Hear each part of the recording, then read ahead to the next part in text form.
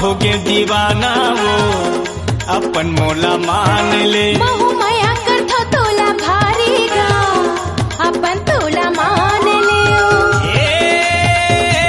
रानी अपन मोला मान ले। राजा अपन तोला मान ले। और माया होगे दीवाना वो अपन मोला मान ले। महू माया करथो तोला भारी गा अपन तोला मान ले।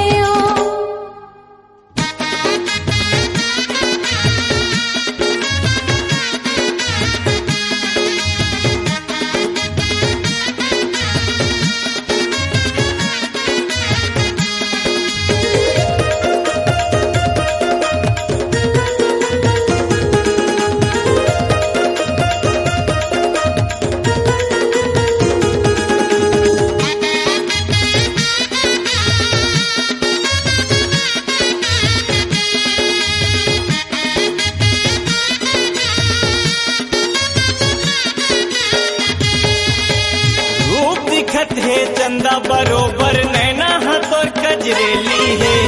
बोली हवा तोर मीठ मधुरस कस गोरी नारियल बेली है।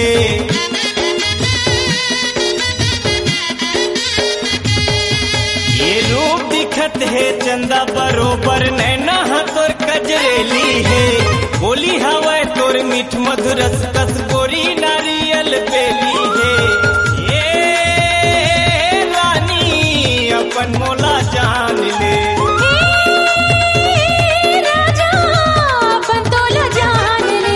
और माया होगे दीवाना वो अपन मोला मान ले। महू माया करथो तोला भारी गा अपन तोला मान ले।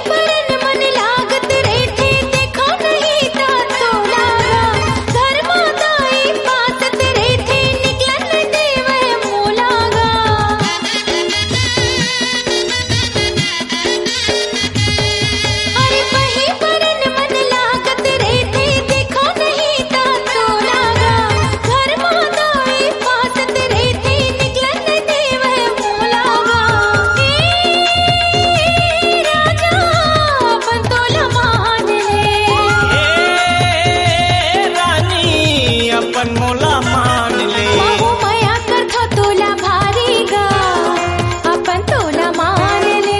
और माया होगे दीवाना वो अपन मोला मान ले। राजा अपन तोला मान ले।